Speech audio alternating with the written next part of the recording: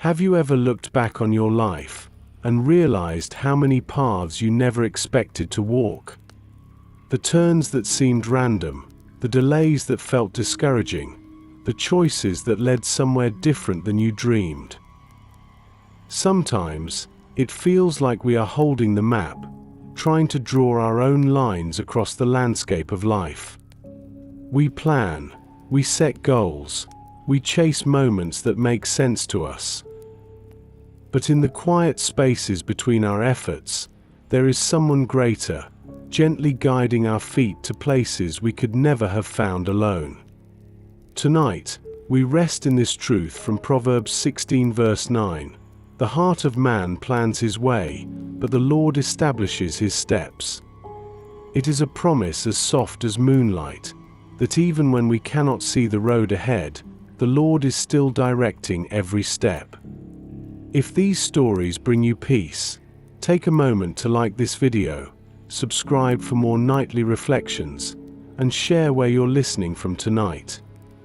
Your words and presence help keep this space warm and growing. Now, take a slow breath. Let the day fall quietly behind you. And as the night settles around your heart, let go of your need to control the path. For the one who made the stars also guides your way beneath them. Close your eyes. Listen as the story unfolds. And find rest in the assurance that God's direction is never late, never lost, and never unkind. The journey begins softly, with a road at dusk, winding through golden fields. A lone traveler walks, his steps steady but uncertain, his eyes tracing the horizon for signs of where to go next. He carries a map, edges worn and folded by time, drawn by his own hand. Every mark tells of his plans, his hopes, his own sense of direction. But above him, unseen yet deeply near, the Lord watches each movement, guiding not by command, but by quiet alignment. Where the traveler thinks he is choosing, grace is already preparing the ground beneath his feet. The road hums with peace. And though the traveler cannot yet see the destination, the presence that walks beside him whispers, "You do not walk alone. Each step you take, I have already made firm." The sun lowers behind the hills, casting its last golden breath across the land. The path stretches forward, long and uncertain, shimmering beneath the fading light. Each stone, each bend, each soft echo of footsteps becomes a rhythm, a song of quiet surrender between human will and divine design. The traveler walks slowly. His heart is filled with plans, dreams drawn from hope, from hunger, from the wish to build something certain. He believes he knows the way, or at least, the way he wants to go. But deep within, a whisper reminds him that the map he holds may not match the one heaven has drawn. He pauses at a crossroads where the wind changes direction. The left path looks smooth and certain, well worn by many feet before him. The right path disappears into shadow, wild and untamed, curling between trees whose tops touch the sky. He hesitates. In his hand, the map suggests one way, but in his spirit, something still and sacred murmurs another. So he waits. Not in fear, but in reverence. For in the hush of twilight, he remembers a truth that feels older than time, that the Lord who paints the sky each evening also charts the course of every willing soul. He closes his eyes. The air cools. A soft breeze brushes his face like the turning of a page. And with that simple sign, unseen, yet felt, he steps forward. Not because he knows where the road will lead, but because he trusts who leads the road itself. The sound of his footsteps fades gently into the coming night. Around him, the fields begin to hum with crickets, and the stars blink awake above, a silent audience to his faith in motion. Every step now carries a strange peace, as though each footprint rests exactly where it was meant to fall. He does not rush. He does not look back. The journey has begun, not by the traveler's design, but by the grace of the one who directs his way. The traveler stops again as evening deepens, his hands resting on the weathered map that has followed him since youth. The parchment is creased and torn at its edges, the ink fading where his fingers have traced the same routes again and again. It is more than paper, it is memory. Every line he once drew came from a moment of longing, every path imagined in the confidence of his own understanding. He sits upon a stone beside the road, and the world grows quieter around him.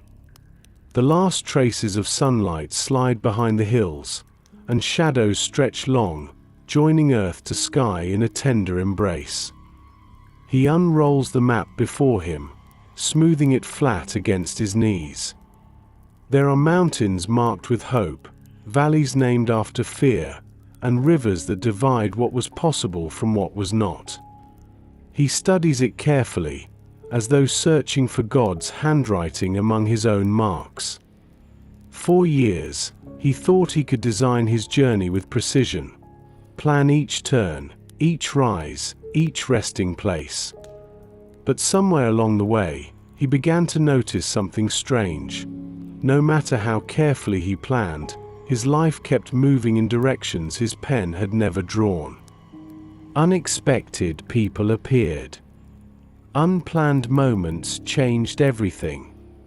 Sometimes loss, sometimes love, but always with purpose revealed only later, in hindsight, when the pattern began to make sense.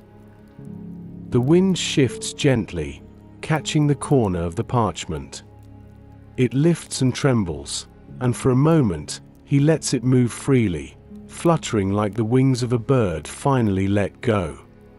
He watches as the map dances in the wind, and he feels something loosen inside him, the weight of control, the need to know. He remembers words once spoken by a wise teacher: faith is not drawing the map and asking God to follow. Faith is walking even when the map fades from view. He looks down at his hands, rough from years of effort, strong from work, yet empty of the control he once clung to. Slowly, he opens them, palms upward toward the sky. And there, in the deep quiet, he prays, not with words, but with stillness. It is the kind of prayer that needs no sound, because heaven already understands its language. The air seems to shift around him, as if the night itself is listening. A peace settles, heavy yet gentle, pressing upon his heart like a warm hand resting over fear. He senses, not sees, the presence of God beside him. Not as a flash of light or thunderous voice, but as a steady awareness, as if an invisible hand is now laid upon the same map he once held so tightly. That unseen hand does not erase his lines. It doesn't tear the paper or scold his planning.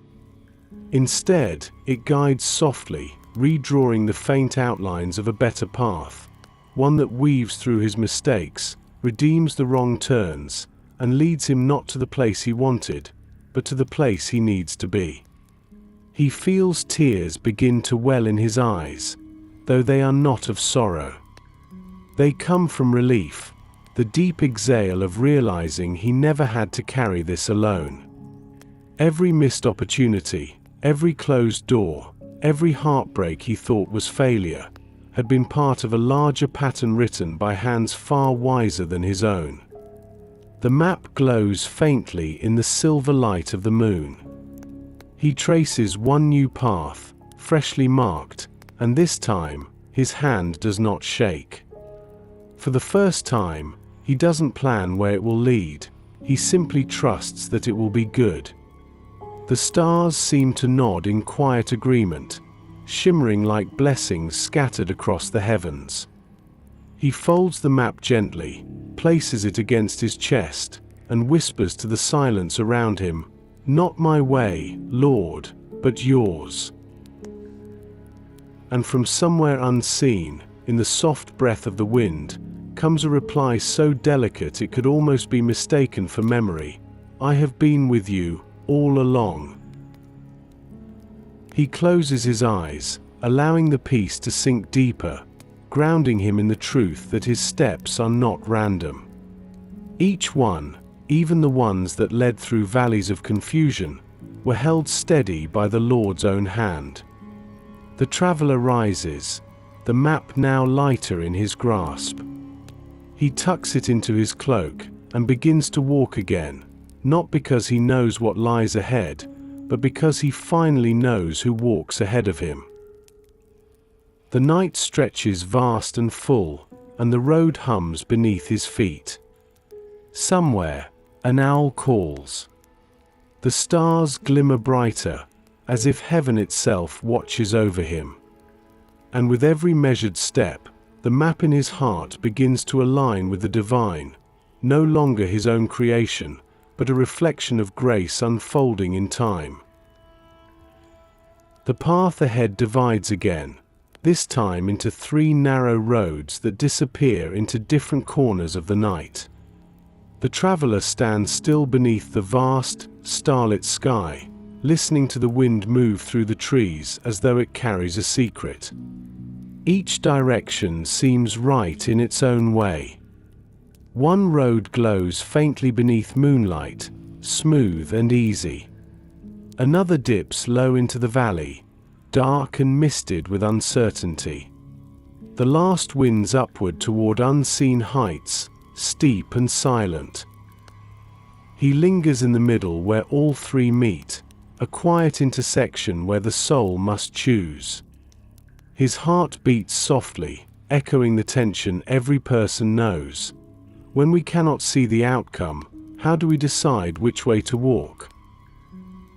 He kneels to touch the earth, feeling the soil beneath his fingertips, solid, cool, and alive with unseen movement. Tiny roots twist and tangle below, carrying life from one hidden place to another.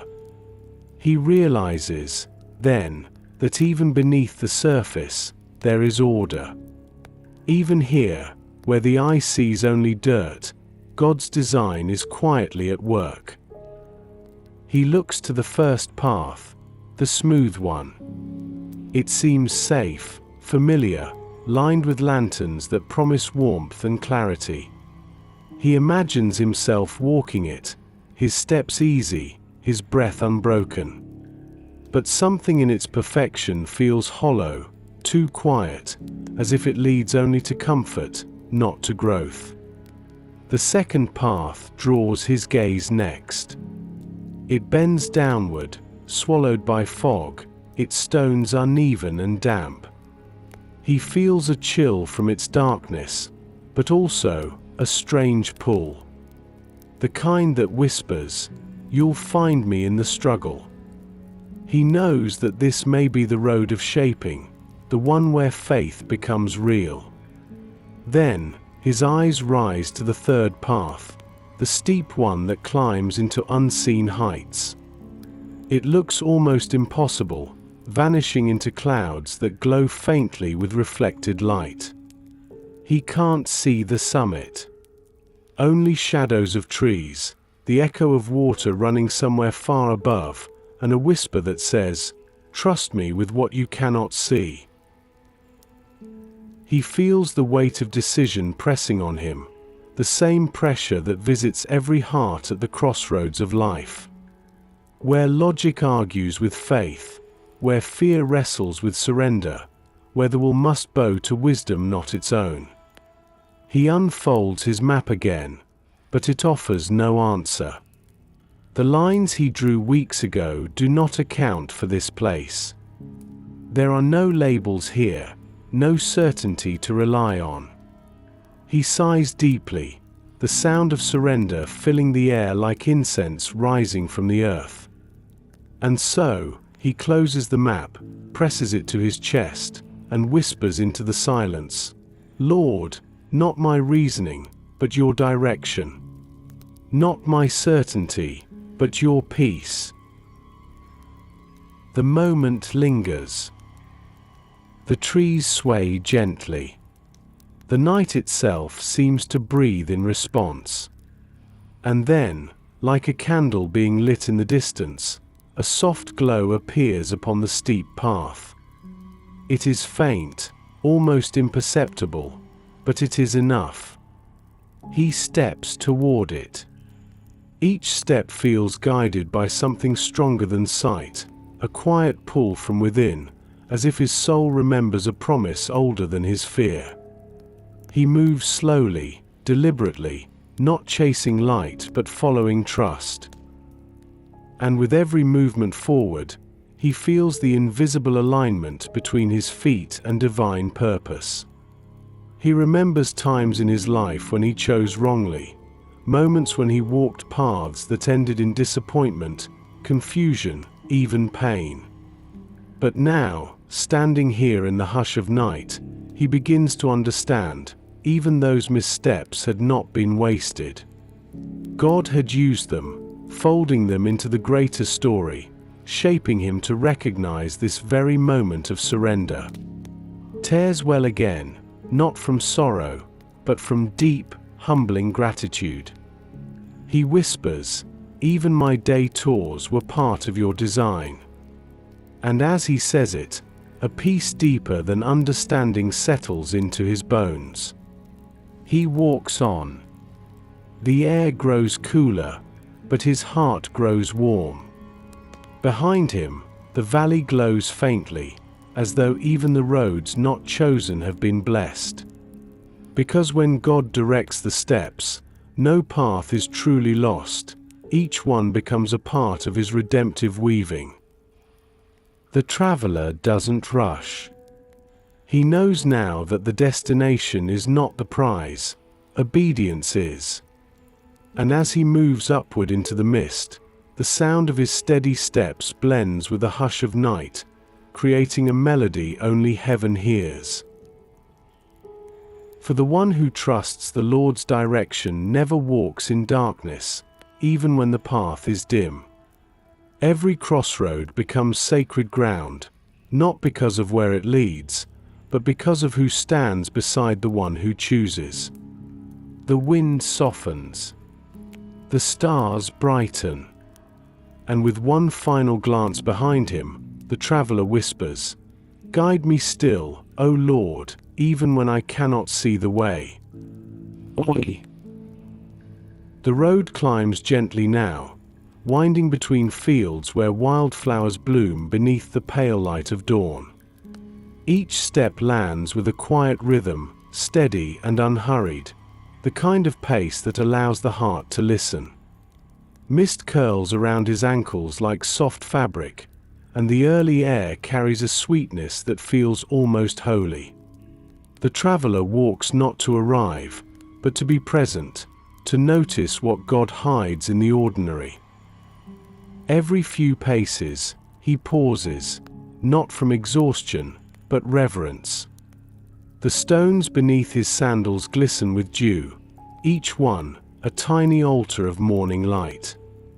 He looks down and realizes how many times before he has walked without seeing, rushing from one goal to another, blind to the blessings beneath his feet. How many sacred moments had been missed, simply because he was moving too fast to notice the miracles scattered like breadcrumbs across his day. Now, he walks slower. And in that slowing, he begins to see the divine precision in small things. A single bird, tracing circles in the sky, turns perfectly on the wind, not by effort, but by surrender to its current. A brook nearby murmurs softly, weaving around the stones without force or struggle. Even the wildflowers lean toward the light instinctively, without question or fear. The traveler smiles, realizing the lesson written in the landscape. God's guidance is not always in thunder or revelation. Sometimes it lives in rhythm, in the quiet order of steps aligned with peace. Each breath becomes prayer. Each footfall, a surrender. And though the path still curves through mystery, he feels the nearness of the one who marks each movement before it is made. He recalls a verse his mother once whispered when he was young, words that had echoed faintly in his memory for years. "Your word is a lamp to my feet, and a light to my path." He used to imagine that lamp lighting miles ahead, revealing the entire road at once. But now, as he walks, he realizes the truth. The lamp illuminates only one step at a time. Enough light to move forward in faith, not enough to see the whole journey. And that is grace. He stops at a small incline where the path splits around a fallen tree.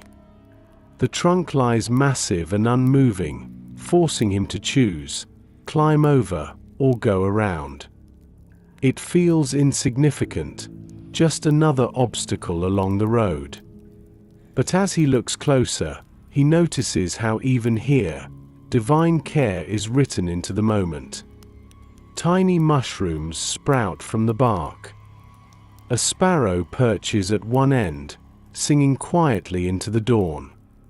What once was living now shelters new life, a reminder that even what falls has purpose. He places his hand on the rough bark, feeling its coolness seep into his palm. And as he steps over, he whispers, "Thank you for even this." The words feel small, yet powerful, like a key unlocking peace. Because gratitude is itself a step of faith, one that aligns the heart with heaven's rhythm. When he speaks thanks, he notices more.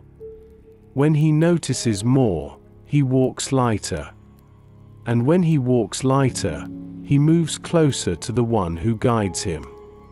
The path straightens for a while, and a soft breeze carries the scent of rain yet to come. He can hear the faint rustle of leaves above, each sound a note in the quiet hymn of morning. The world feels alive, not in its noise, but in its stillness. And the traveler feels alive too, not because he is moving quickly, but because each motion has meaning. He remembers the times he stumbled, when his steps were clumsy, and his plans unraveled in his hands. Back then, he thought God had turned away. But now, he knows, those falls had been held too. Even in his wandering, the Lord had been establishing his steps, turning detours into direction, missteps into mercy. He whispers softly, "Every step, even the broken ones, were known by you." The breeze answers with a gentle sigh through the grass, almost as if creation itself affirms his words. He feels his chest expand with quiet gratitude. For the first time, he understands that guidance is not a single command, it is companionship. God does not only point the way, he walks it with us, matching our pace, caring for each step, steadying our footing even when the ground shifts beneath us. And so, the traveler continues, unhurried, steady, faithful.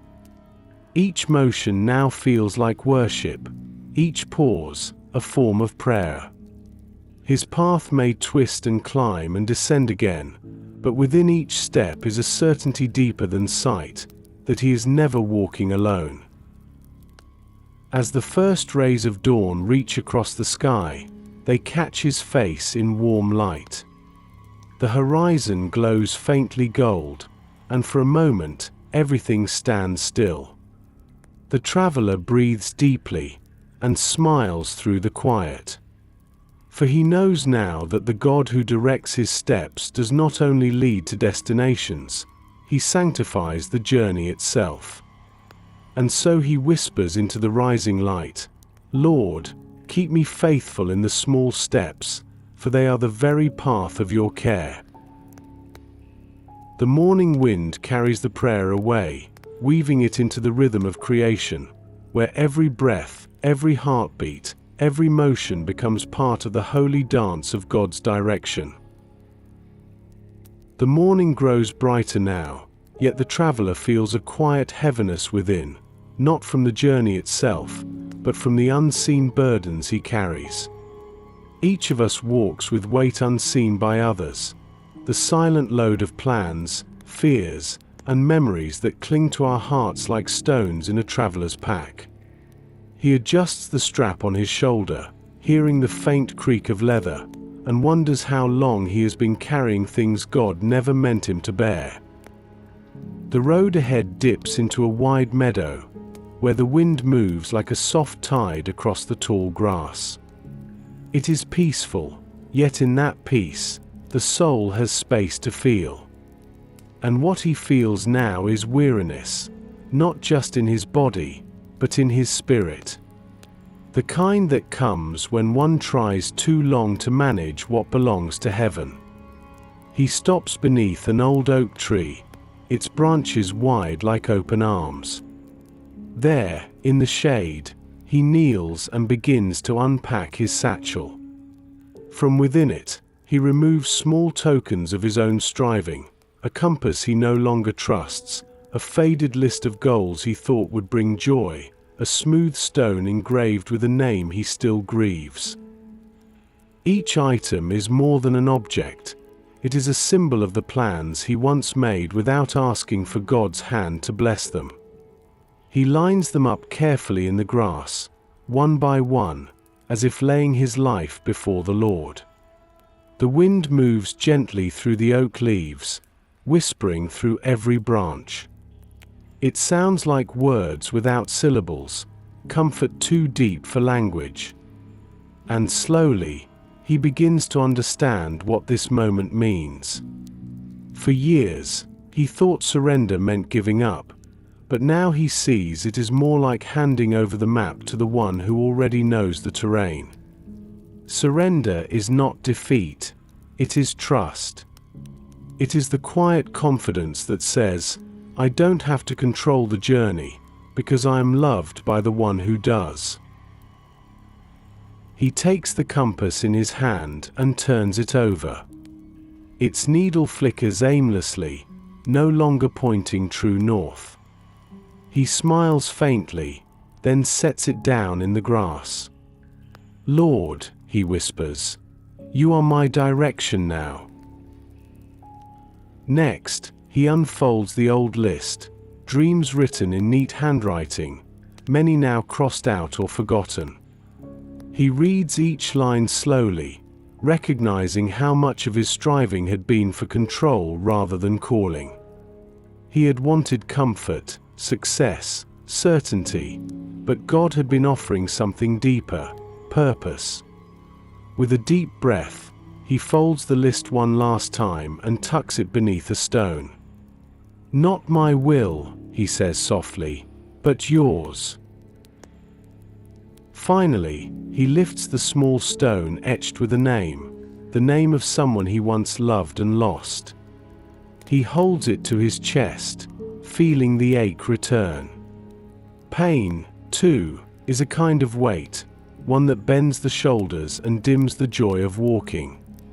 But even sorrow, when given to God, becomes seed for new compassion.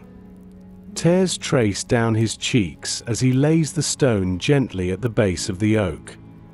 "Hold this for me," he whispers, "until I learn to hold peace again." The sunlight filters through the branches, painting the ground with trembling patterns of gold. The air feels lighter now, not because the road has changed, but because he has. The weight that once pressed him into the earth now seems to lift him toward heaven. He sits quietly, hands open, palms upward, the universal posture of letting go. And in that stillness, something holy happens. A deep calm settles into him, not sudden, but gradual, like dawn stretching across a sleeping world. He feels his heartbeat slow, his breath deepen, his shoulders loosen from years of strain. This is what rest feels like when trust replaces control. Not an end to movement, but a movement from fear into faith. He watches a single leaf drift down from the oak, spiraling through light until it rests beside his knee. It doesn't fight the wind, it simply moves with it. And in that simple dance, he sees the lesson written again. What God directs, he also sustains. To be led by him is not to struggle against the current, but to flow in step with grace. He rises slowly, the burden gone, the pack now nearly empty. What remains inside is simple: a flask of water, a bit of bread, and a folded strip of parchment where he has written a single verse. The Lord will guide you continually and satisfy your soul in drought. He whispers the words as he walks, guide me continually, each syllable a heartbeat of surrender. The road feels softer beneath his feet, the sky wider above. He moves with ease now, not because the terrain has changed, but because his soul has. The God who directs his steps also carries his burdens, and the one who learns to release control learns also to rest. He glances once more toward the oak, its branches swaying gently, like a guardian in prayer. And for the first time in a long while, he smiles through the silence and feels truly light. For when the heart lets go of its own designs, the feet learn to move freely in the path of divine direction. And what was once a burden becomes blessing, what was once strain becomes song. The traveler walks on until midday, when the road bends and narrows into a passage framed by tall stone walls. It is quiet here, the kind of silence that invites listening. Ahead, he sees 3 wooden doors, each set into the wall at different heights. They are old, weathered, and marked by time. Each looks ordinary, yet something in their stillness feels sacred. He slows his pace, unsure why the path has led him here. The first door stands wide open, light spilling through it in warm waves. The second is half shut, shadows dancing at its edge. The third remains completely closed, its surface smooth and silent, no handle in sight. He studies them, feeling again the familiar stirring of choice, but this time, his heart is quiet. He no longer rushes toward the door that looks easiest. He no longer fears the one that seems closed. Instead, he stands still, waiting for the whisper, the voice that speaks not to the ears, but to the soul. The wind stirs softly. It moves through the open door first, carrying the fragrance of fruit and honey. It smells of plenty, of answered prayers, of ease. He steps closer, but as he peers through, he notices that the ground inside is uneven. It gleams brightly at first, but deeper in, the light fades, and the air grows still. He senses something missing: purpose. This door offers abundance, but not alignment. He steps back quietly, knowing it is not for him. Then he turns to the second door. It creaks gently in the wind, as if unsure of whether it wishes to open or close. He lays a hand on it, feeling warmth on one side and coolness on the other.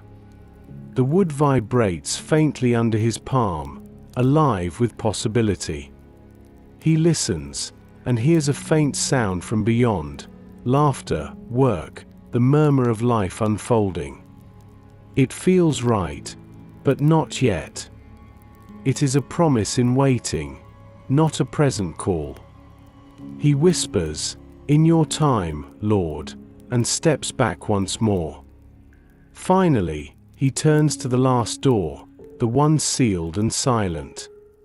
No light spills from beneath it. No sound escapes its stillness. To any ordinary eye, it looks like a dead end. Yet as the traveler gazes upon it, he feels something stirred deep within him, not curiosity, but recognition. There is peace here. Not the peace of arrival, but the peace of trust. He kneels before the door and places his forehead gently against the wood. It is cool, solid, unmoving. And still, he feels the presence of life behind it, as if something sacred waits beyond, not ready to be revealed. He breathes slowly. The lesson forms quietly in his heart. When God closes a door, it is not rejection, it is redirection. When he delays, it is not denial, it is divine timing. Every door, open or shut, holds a purpose, a rhythm to be honored, not rushed. The traveler sits at the foot of the closed door and closes his eyes. In that silence, he remembers all the times he forced things open, when he pushed, insisted, demanded to walk where patience asked him to pause. Each of those times had ended in weariness, not joy. Each had taught him that doors opened by human strength rarely lead to peace. He feels the memory of those seasons drift through him like fading echoes, then fade away entirely, replaced by something gentler, contentment. He no longer needs to know which door will open first. He only needs to trust the one who holds the keys. The sun shifts above, and light spills over the walls, bathing the doors in gold. It is then that he notices something small, a vine growing from the base of the third door, curling upward toward the lock. It blooms with tiny white flowers, fragile yet determined. He smiles softly, recognizing what it means. Even when nothing seems to move, life is quietly unfolding. God's work is often silent, but never still. He stands, places his hand once more upon the closed door, and whispers, "Whenever you're ready, Lord, I will walk through." The wind answers, gentle and low, brushing through his hair like a blessing. And though the door remains closed, the traveler feels no impatience, only assurance. For he now knows that timing, too, is part of God's direction. Some doors open softly when the heart is ready, not before. He turns to leave, but as he takes his first step away, something behind him shifts, the faintest sound, the whisper of a latch releasing. He looks back, and the third door glows faintly in the sunlight, not open, but alive. It is enough. Enough to remind him that God is moving, even when he seems silent. Enough to remind him that trust is not waiting for the door to open, it is resting beside it until it does. He continues down the path, lighter than before, his heart tuned to patience and his spirit steady in peace. For in the kingdom of heaven, doors do not open by force, they open by faith. And when they do so softly, in perfect time, and for eternal good.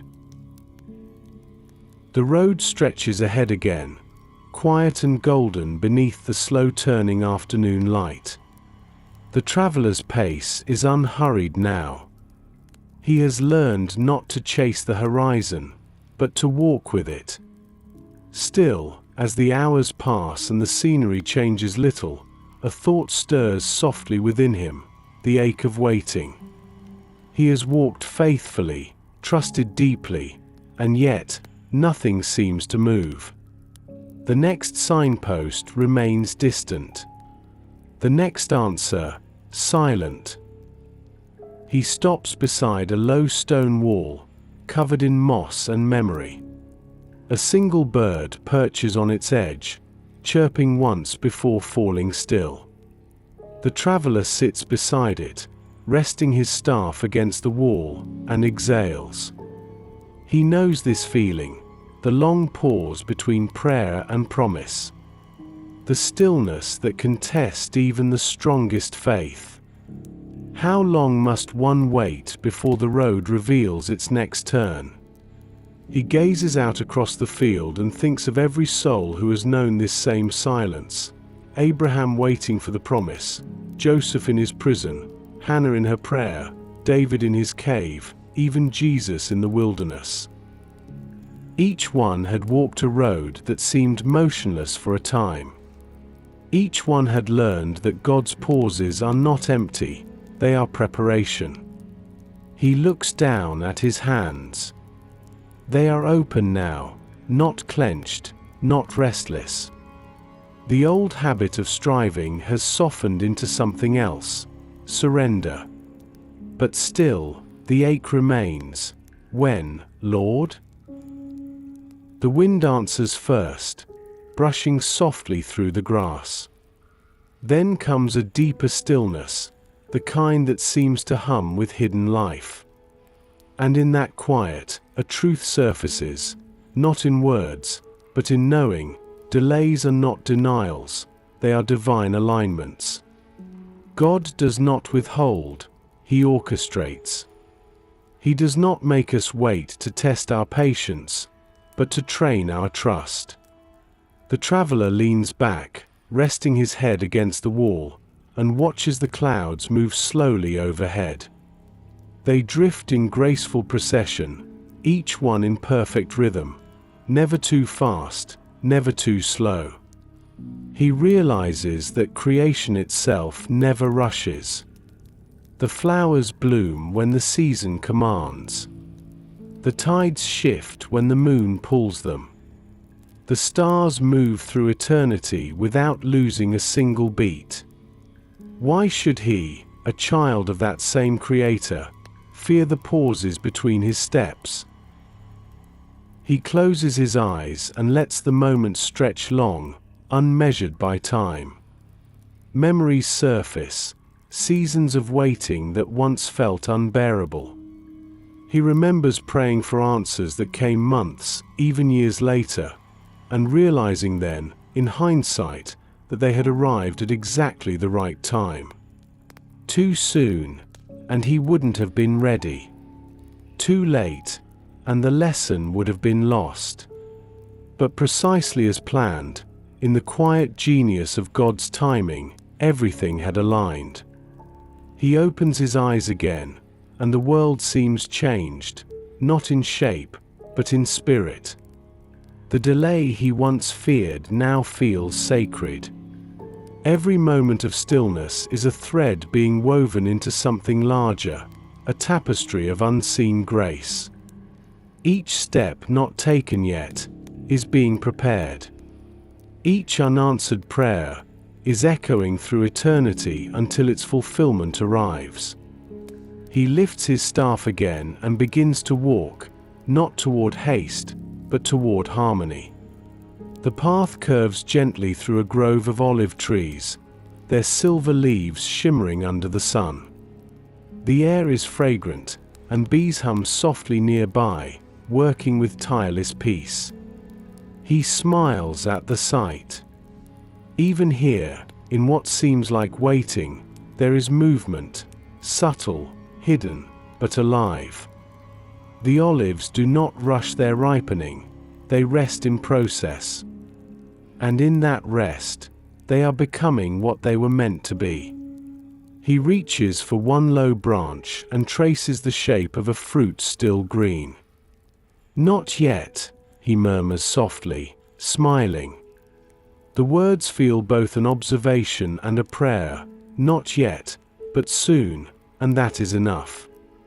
As he walks again, he begins to hum, a melody without words, slow and prayerful. It feels ancient, as though generations before him have sung it while waiting for promises of their own. The sound carries gently across the grove, mingling with the hum of creation. And for the first time, he realizes that the pause is part of the song. Without the rests, music would be noise. Without the silence, there would be no beauty in the sound. The traveler pauses once more at the grove's edge and looks back at the winding road behind him. He smiles, understanding something deeper now. The Lord does not only direct our steps, He also ordains our stops. The still places, the unanswered seasons, the pauses that feel like delay, each one holds a divine purpose waiting to unfold. He kneels and presses his hand against the earth, whispering quietly, "Thank you for the pauses between my plans." The words fall into the soil like seeds. He imagines them taking root, unseen yet sure, destined to bloom in time. For the soul that learns to trust the rhythm of God's timing never truly waits in vain. The sun begins to lower once more, the world turning amber around him. And with each slow step he takes into the evening light, he carries peace, not because he has arrived, but because he finally understands. When God directs your path, even the waiting is holy. The road turns unexpectedly. A bend so sharp that the traveler stops to steady himself, unsure when the path had begun to change. Moments ago, the way had been bright, sunlight glimmering through olive leaves, air fragrant with the peace of stillness. Now, clouds gather quietly above, and the horizon grows dim. He looks around, trying to remember if he missed a marker or signpost. But there is none. Only the slow, inevitable shift from warmth to shadow, from knowing to not knowing. It is a familiar ache, the feeling of being led somewhere he would not have chosen on his own. He sighs softly and continues walking. The path beneath his feet narrows, rocky and uneven. Each step demands care, each movement asks for faith. It's not the path he drew on his map, not the one he prayed for, not the one that seemed to lead toward comfort or clarity. And yet, here he is. As he walks, the sound of a distant stream reaches his ears, faint at first, then growing clearer with every turn. He follows it, not because he knows where it leads, but because water always leads to life. The path descends into a valley veiled in mist, where the world feels hushed, held in sacred tension between light and darkness. He pauses at the edge, gazing down into the haze. There is no visible trail beyond this point, only a faint impression where others may have walked before him. He could turn back. He could return to the smooth road behind him, the one lit by safety and familiarity. But something deep within his chest says quietly, "No, this is also my way." He takes a step forward. The air grows cooler, the sound of the stream louder now, echoing between unseen walls. He walks until he reaches a narrow ravine where the water flows swift and silver. The current glints faintly in the dim light, like a ribbon of moving glass. There is no bridge, only scattered stones across the flow. He looks down at them, uncertain which are firm, which might slip away under his weight. A memory rises, of other crossings, other trials where fear told him to stop and faith told him to move. Each time, The Lord had made a way where none seemed visible. Each time, what began as uncertainty became a testimony of grace. He smiles faintly, breathes deep, and steps forward once more. The first stone shifts but holds. The second is steady. The third splashes slightly underfoot, but the water does not sweep him away. He moves slowly, eyes fixed not on the rushing current, but on the far bank, a quiet image of peace waiting in the mist. When he finally reaches the other side, he kneels in the soft soil and lets out a long breath. The water behind him sings, not of danger, but of deliverance. And in that sound, he hears it clearly. The paths we would not choose are often the ones where God shows himself most tenderly. He sits for a while, letting his gaze wander through the misted valley. All around him, the ground blooms with tiny white flowers, small, hidden things that grow only in shade. He plucks one gently and studies it. It is perfect. So delicate it seems it might fade at a breath, and yet it flourishes here, in a place most would never visit. He smiles softly. Some blessings bloom only in darkness. Some strength can only be shaped in struggle. And some beauty can only be seen when the eyes are washed by tears. He remembers the words of an old psalm, "Though I walk through the valley of the shadow of death, I will fear no evil, for you are with me."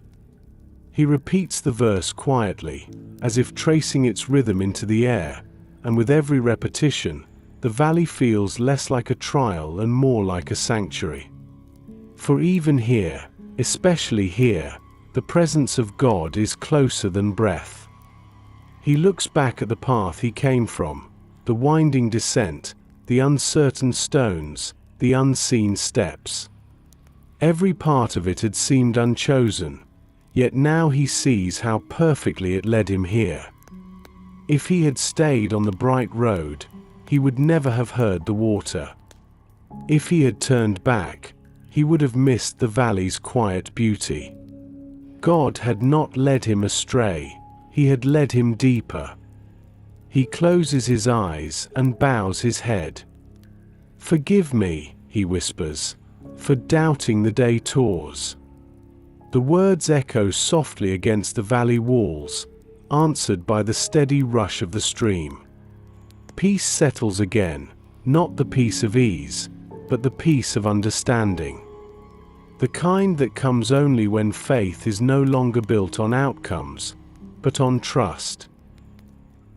He stands, shoulders square, eyes lifted toward the far end of the valley. The mist begins to part, revealing another path, narrow, but sure. It glows faintly in the light breaking through the clouds above. And though he does not know where it will lead, he steps toward it willingly. As he walks, he whispers to the rhythm of his steps, "Even this path, Lord, even this one, is yours." The road winds onward through the valley of God's choosing, not easy, not familiar, but holy. And each step becomes lighter as he remembers, the Lord's direction does not always lead where we would go, but it always leads where we are meant to be. And that is enough.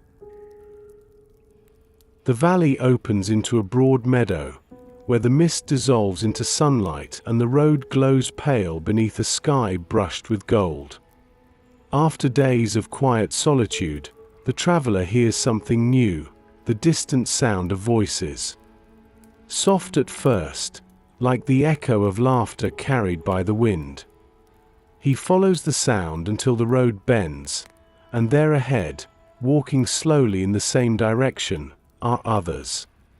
They move at different paces, an older man with a walking stick, a woman carrying a bundle of herbs, two children chasing each other through the tall grass, their laughter spilling into the air like music. The sight fills the traveler with warmth. He had grown used to the silence of the road, to the still company of his own thoughts. But this feels like an answered prayer he never knew he prayed. He approaches quietly, hesitant at first, unsure if the path allows for shared steps. But as he draws near, the woman turns and smiles. It's the kind of smile that feels like sunlight breaking through clouds, simple, kind, and familiar. Without a word, she nods, as though she's been expecting him all along. They walk together for a while, no one speaking. The rhythm of footsteps becomes its own conversation. And in that silent fellowship, he begins to sense what he had missed before. God not only directs our paths, he weaves them together. No traveler walks alone for long. Somewhere along the journey, the roads of grace intersect. Eventually, the older man speaks, his voice steady and deep, like the sound of roots growing. "Strange thing, this road," he says with a small smile. "It always brings the right people at the right time, not a moment sooner, not a moment later." The traveler nods, smiling faintly in return. "Yes," he says softly. "Always in his time." They share stories as they walk, not of conquest or achievement, but of lessons learned in silence and surrender. Each story is a mirror of the others, as if the same author had written them with different ink. The woman tells of a dream delayed for years, only to find its fulfillment in an unexpected place. The older man speaks of a storm that destroyed everything he built, only to reveal what could never be taken.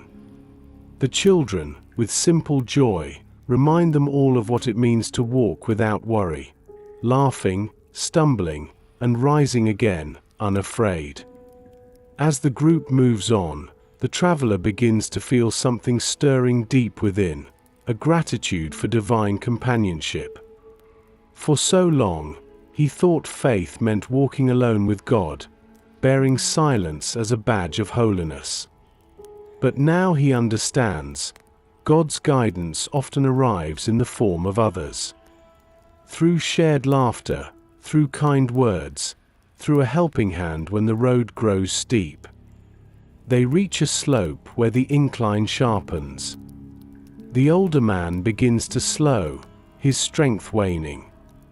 Without speaking, the traveler offers his arm. The gesture is small, but it feels sacred, a reminder that God's direction doesn't only move us forward, it moves us toward one another. The man accepts the help with a quiet nod, and together they climb. When they reach the top, the view opens wide, a sea of rolling hills, painted with the soft colors of afternoon light. They stand together in silence, each lost in wonder. Then the woman speaks softly, "Isn't it beautiful, how every path leads here, even when we think we're lost?" The traveler nods again, words caught in his throat. Yes, he thinks. Every path, every delay, every wrong turn, all of it had led to this, not just a place, but a people. They sit beneath a grove of cypress trees, sharing bread and water from their packs. The conversation drifts easily, filled with pauses that feel as comforting as the words themselves. The traveler listens more than he speaks. He hears the faith woven into their voices, not loud, not boastful, but steady, like streams hidden beneath the earth. Their presence becomes prayer, their company a kind of communion. As evening falls, they build a small fire. The flames flicker gently, casting warm light across their faces. The children fall asleep first, curled together under a wool blanket.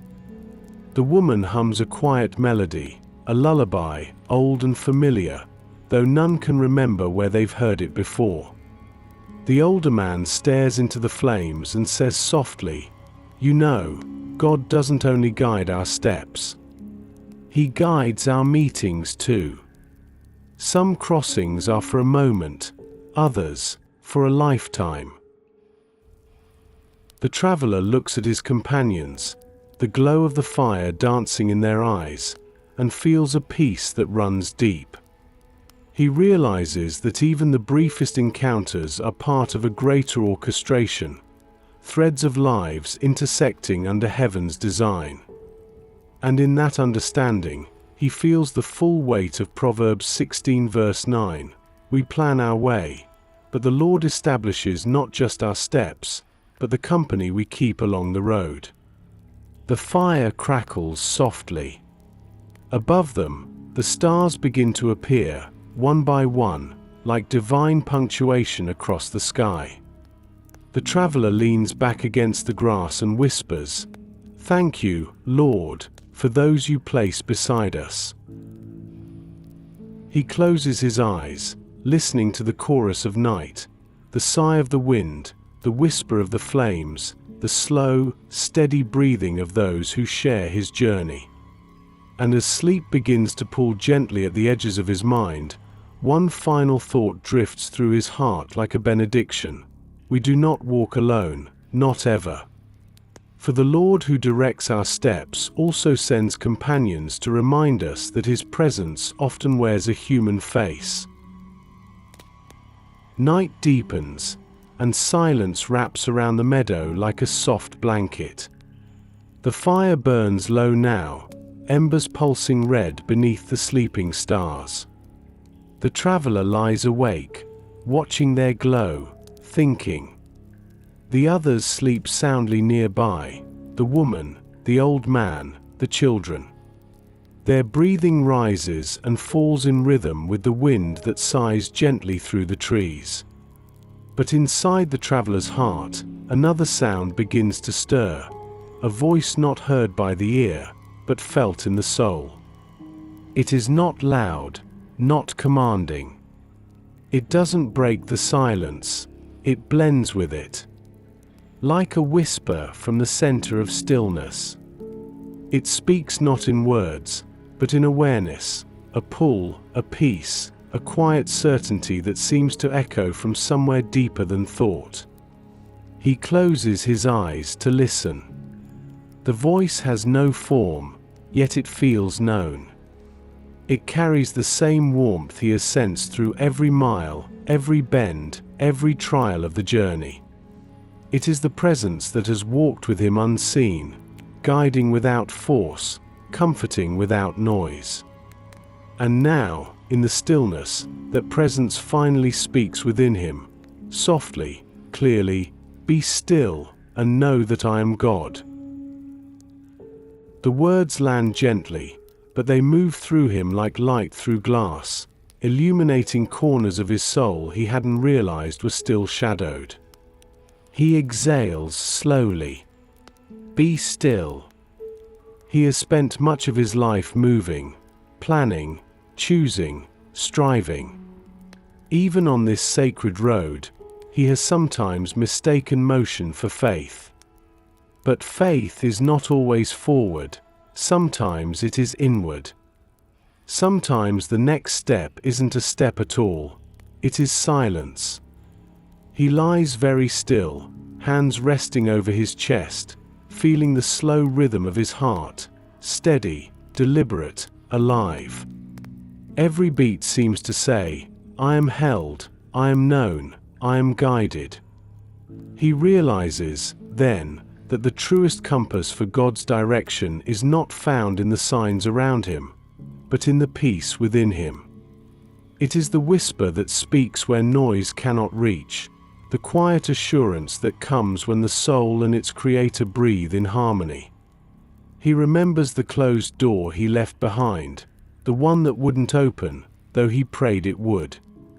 He had walked away uncertain, but now he understands. That door was never a denial. It was a whisper, saying, "Not here. Not yet." And all along, this voice within him, this divine current beneath his thoughts, had been guiding him toward the greater way. The night grows even stiller. He opens his eyes to the stars, thousands of them scattered across the heavens like promises that never fail. He listens again, not to the world, but to the space between heartbeats. That is where God speaks most clearly. Sometimes, the traveler thinks, we look for God in thunder, in miracles, in grand direction. But the truth is softer. The Creator speaks in stillness, because only in stillness can we truly hear. He thinks of Elijah on the mountain, waiting for the voice of the Lord. The wind had come, fierce and loud, but God was not in the wind. Then an earthquake, mighty, shaking the ground, but God was not in that either. Then fire, blinding and hot, but still not there. And finally, a whisper, a gentle voice. And Elijah knew, this is him. The traveler smiles faintly in the dark. It comforts him to know that God has always preferred whispers to shouts, because only love speaks softly. Only intimacy leans close enough to whisper. And that is what this journey has become, not a search for direction, but a deepening of relationship. He sits up quietly, careful not to wake the others. The horizon is faintly blue, dawn not far away. He wraps his cloak around his shoulders and walks a little way from the fire, just far enough to be alone with the voice that now fills him with peace. He kneels beside a still pool of water where the stars reflect perfectly on its surface, and he looks down at his own reflection. For the first time, he doesn't just see his face, he sees calm. The voice within him speaks again, not in command, but in invitation. Walk with me, not ahead, not behind. With me.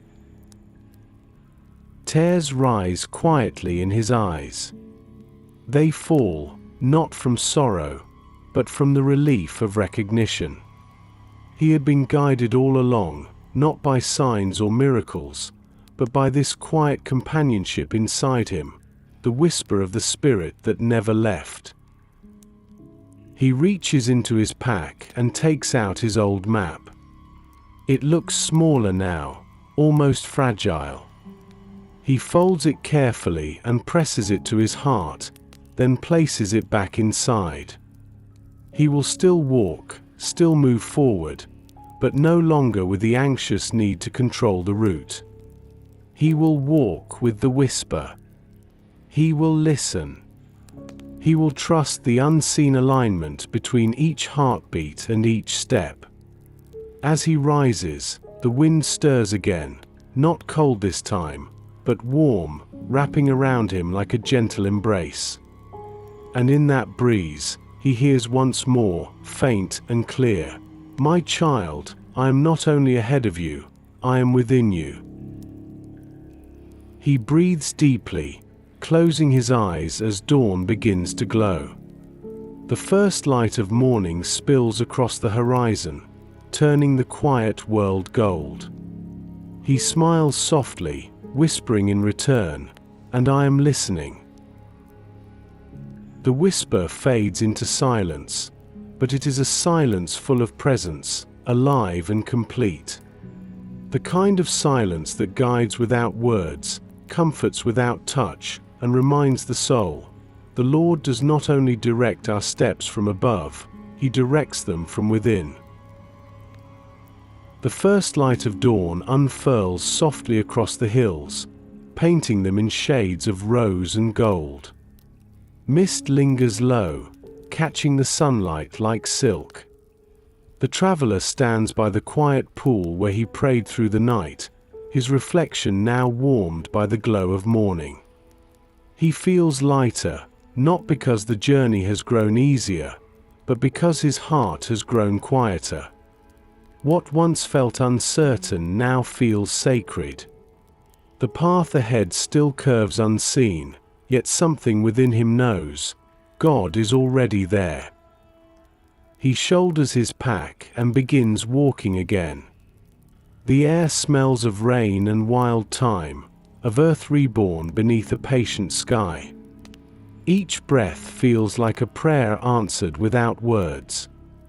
The world around him hums with quiet purpose, birds darting between branches, dew glistening on every blade of grass, ants carrying food across the dust in tireless, perfect rhythm.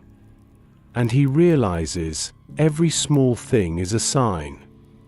Every detail, a sermon. Every moment, a whisper of divine order woven into ordinary life. He remembers a time when he prayed for miracles, great flashes of heaven, signs written in fire or thunder. But now, as he walks beneath the gentle light of dawn, he begins to see that the greatest miracles are often quiet ones. A seed splitting beneath soil. A heart learning to trust again. A traveler finally understanding that being alive, truly alive, is itself a miracle of grace. The road winds gently past a field of wheat, each stalk swaying like worshippers in prayer. He reaches out to brush his fingers across the tips. The soft, golden movement feels alive beneath his touch. The stalks bow slightly in the breeze, each one bending without breaking. He smiles faintly. There, too, is a lesson. Strength is not in resistance, but in surrender. The wheat does not fight the wind, it flows with it. And yet it stands tall again when the storm passes. He continues, watching the way the morning unfolds. A shepherd tends his flock nearby, calling softly to a lamb that's wandered too far. The animal hesitates, then turns back at the sound of the voice, not out of fear, but familiarity. The traveler pauses to watch, his heart warming with recognition. "So this is what you meant, Lord," he whispers, "when you said, 'My sheep hear my voice.'" He realizes now that divine direction isn't a loud command shouted from the heavens. It's the gentle recognition of a voice that has always loved us. The shepherd doesn't drive his flock, he calls them home. Further along, he sees an old woman by the side of the road, sweeping the dust from her doorstep. She hums as she works, a song without words, full of light. He greets her with a bow, and she smiles, offering him a cup of water from a clay jug. The water is cool and sweet, and he drinks gratefully. When he looks up again, the woman's eyes are kind, shimmering with a quiet joy that feels eternal. "Long road?" she asks softly. He nods. "Then remember this," she says, placing a wrinkled hand over his. "Every step that feels small is still holy when taken with faith." She releases his hand and returns to her sweeping, her song rising again, gentle, persistent, content. He walks on, her words echoing through him like a prayer that keeps its rhythm long after it's spoken. Every step that feels small is still holy. How many times had he overlooked the holiness of the ordinary? How many sunsets had he rushed past? How many gentle mercies had he missed, because he was waiting for something grander to prove God's nearness? Now he sees the truth clearly. God hides glory in simplicity, not to conceal it, but to teach us to look deeper. A few miles later, he comes to a crossroads where a single sparrow hops along the path, pecking at crumbs left behind. The bird looks up as he approaches, tilting its head as if in greeting. He stops and laughs softly. "Even you have your place in this story," he says. As if in answer, the bird chirps twice, takes flight, and disappears into the light. He watches it soar, feeling a surge of gratitude rise through him. "Not one of them falls without your care," he whispers, recalling the words of Jesus. "If you see even the sparrow, then surely you see me." He continues on, but the world feels different now. Every sound, every scent, every texture is alive with significance. The creak of his sandals, the ripple of wind through leaves, the warmth of sunlight on his back, they all speak of divine presence. Nothing is random. Every breath, every step, every pause is part of a sacred choreography written by unseen hands. He comes upon a small wooden signpost at the edge of a stream. The lettering is weathered and nearly unreadable, but one word remains clear: continue. He laughs quietly, shaking his head. "All right, Lord," he says, smiling. "I understand." He crosses the shallow stream, water washing over his feet, and steps onto the other side, a symbolic renewal, a baptism by journey. As the road rises gently ahead, he turns once more to look behind him. The valley, the doors, the oak tree, the companions, each part of his path, each a lesson written in the ordinary moments of life. He bows his head in gratitude. "Thank you," he says softly, "for being found not just in miracles, but in mornings like this." He takes another step forward, slow, peaceful, assured. And as the wind brushes gently across the fields, carrying the scent of rain and new beginnings, he whispers, "Every step is yours. Every moment, too." For when the heart learns to see God in the ordinary, the whole world becomes a map of divine direction. Every sound, every breath, every flicker of light whispering the same eternal truth: the Lord is here, and He is leading you still. The traveler walks until evening returns, the golden light softening into amber, then fading into the tender grey of twilight.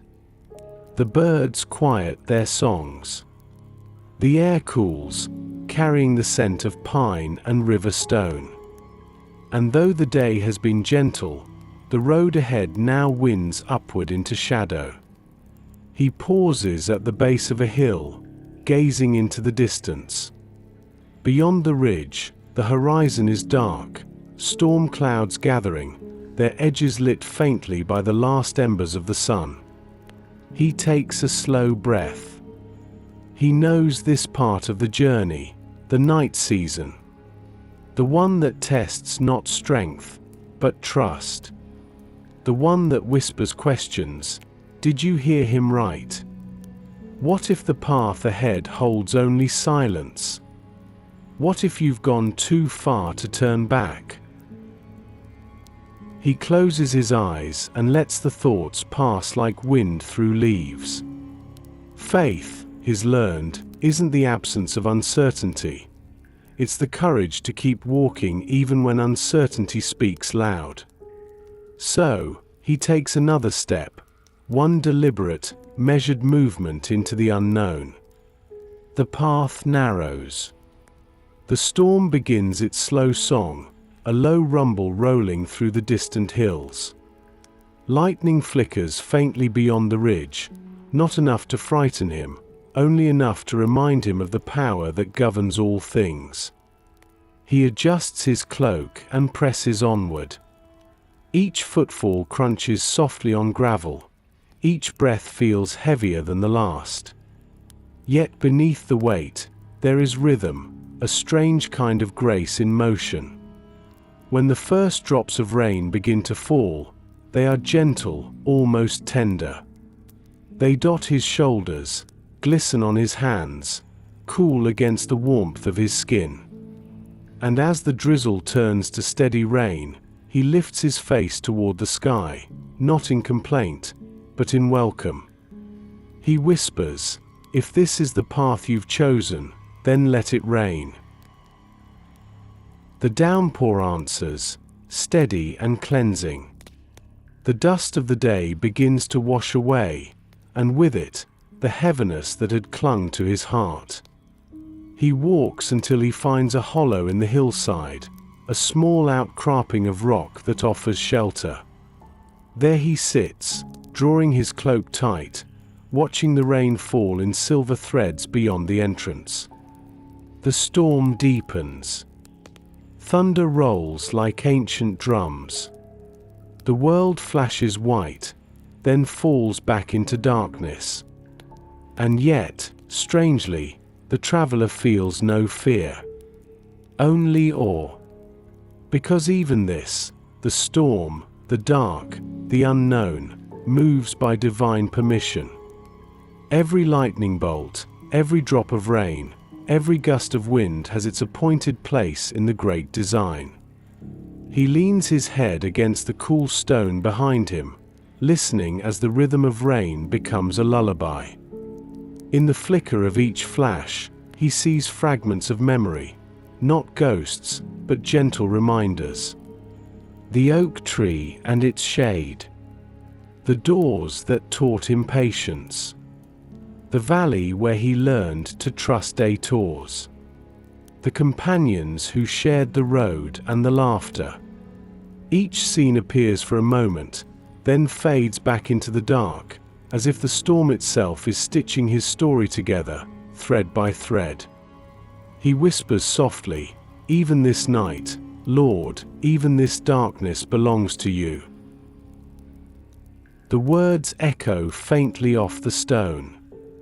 He feels a peace settle, slow, steady, weighty in its comfort. It is the kind of peace that doesn't remove the storm, but reminds the heart who commands it. He reaches into his pack and pulls out a small strip of parchment, the verse he keeps folded inside. He reads it again by the light of a flash across the clouds. The heart of man plans his way, but the Lord establishes his steps. The words glow for a heartbeat, illuminated by heaven's brief fire, before fading again into shadow. But the truth remains, steady, unshaken, written not on the parchment, but upon his heart. He places the verse back carefully and closes his eyes. Outside, the rain continues its unbroken rhythm. He listens to it until it becomes a language of its own, a conversation between creator and creation. Each drop, a reminder, I am still here. I am still guiding. Even now. When the thunder moves farther away, the rain softens to a whisper. He stands at the mouth of the shelter, looking out across the land that glistens under the storm's passing breath. The moon peeks briefly from behind a torn cloud, pale and watchful. The light falls gently across the path ahead, wet stones shining like pearls laid out by an unseen hand. He smiles faintly. The way is visible again, not completely, but enough. Enough for one more step. Enough for faith to continue. He whispers into the cool air, "You never left, did you?" The wind moves softly through the trees, answering not in sound but in certainty. And in that certainty, he feels it, the quiet truth that carries every soul through its longest nights. God's direction does not vanish in darkness, it becomes clearer there.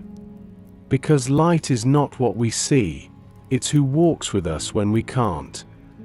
The traveler steps out from the shelter. His cloak is damp, his feet unsteady, but his spirit burns steady with peace. The storm is over. The night, though long, has revealed its gift, faith that no longer needs sight to trust the path beneath his feet. He walks into the glistening dark, each puddle reflecting the stars returning one by one. And though the world sleeps around him, heaven itself seems to awaken, guiding, watching, whispering still, "Keep walking, for I am here." Oi. The storm has passed. The traveler walks beneath a sky washed clean, each star glimmering like a promise newly renewed. The ground beneath him sparkles with dew and starlight. A soft wind moves through the branches, cool and kind, carrying with it the scent of wet earth and cedar. The world feels both brand new and ancient all at once, reborn by rain, yet steady as ever beneath God's quiet rule. He walks in silence for a long while, letting the rhythm of his steps guide his thoughts.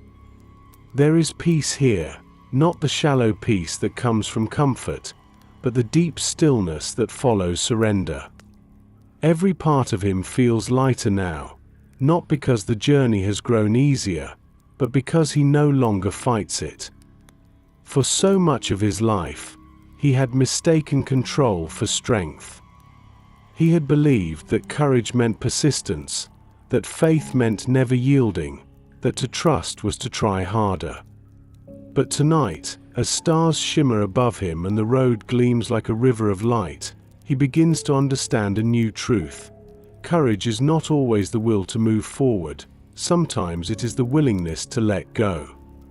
He finds a fallen log beside the road and sits. The night air hums with quiet life, crickets in the grass, the faint rustle of leaves, a distant owl calling through the dark. He tilts his head back and stares at the stars, those steady witnesses to every human struggle and surrender since time began.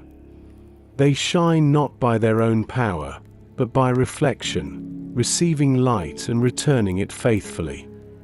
He smiles faintly. Perhaps that is what faith is too, a reflection. A soul that has learned to stop forcing its own light, and instead, to receive and return the light of God. He thinks back to the road so far, the turns he did not expect, the doors that stayed closed, the long nights that seemed to have no end. Each of them, once seen as obstacles, now gleam in memory as milestones of mercy. Even his mistakes had meaning. Even the waiting had purpose. Every time he yielded his plan, something better unfolded, not easier, but richer, wiser, and more deeply true. He leans forward, elbows on his knees, and whispers, "Lord, I wanted to lead. But all along, you were teaching me to follow." The words hang in the cool air, and for a moment, he imagines them rising like smoke, drifting upward, invisible but heard. He feels the presence of God near, not ahead, not behind, but beside him, close enough to be felt but not seen. The kind of nearness that does not shout or push, but waits, patient, kind, unhurried. And then, softly, deep within, he hears the familiar voice again, the one that speaks without sound. To yield is not to lose. It is to find the rhythm of my will. He breathes deeply. Those words feel like water, cool, cleansing, gentle. They move through him, washing away the last fragments of resistance. He realizes now that true courage is not found in insisting on our own way, but in trusting the goodness of the way chosen for us. To yield is not weakness, it is worship. He closes his eyes and lets the stillness surround him. Images rise in his mind, memories of times when he tried to force outcomes, when impatience led him down roads that looked right but ended in thorns. He sees how even there, God had been kind. Even in his wrong turns, grace had met him, redirecting his steps, redeeming what could have been ruin. How many times had the Lord rescued him not from failure, but from his own insistence? How many times had divine mercy said no, not to punish, but to protect? He opens his eyes again, and the stars blur slightly as tears form, not of regret, but of recognition. He whispers through the quiet, "Every no was your love. Every delay was your care. Every redirection was your hand leading me home." The wind stirs gently through the trees, brushing across his face as though to affirm his words. He smiles, resting his palms flat against the ground. The earth feels solid beneath him, faithful, unchanging, just as the one who shaped it.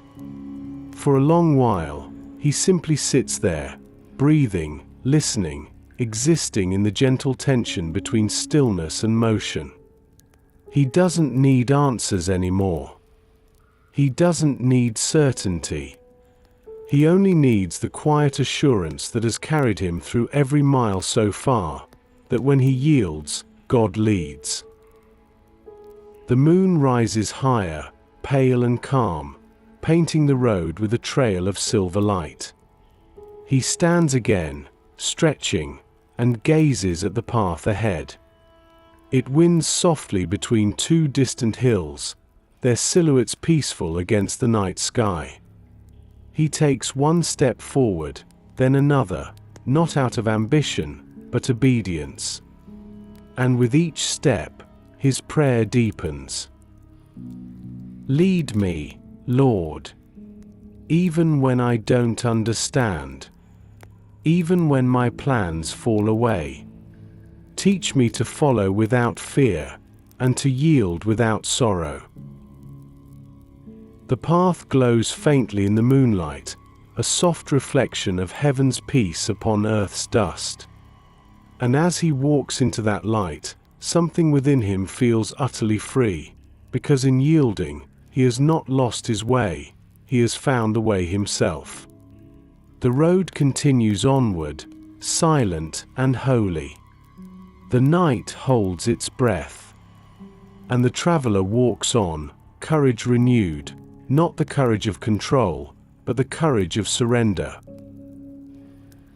The road narrows again, winding upward toward a quiet ridge. The night is deep, yet calm, the kind of calm that feels intentional, as though creation itself is holding its breath. The traveler moves slowly, guided by the moonlight spilling like silver water over the stones. His every step feels measured, balanced, peaceful. He no longer questions where the path leads.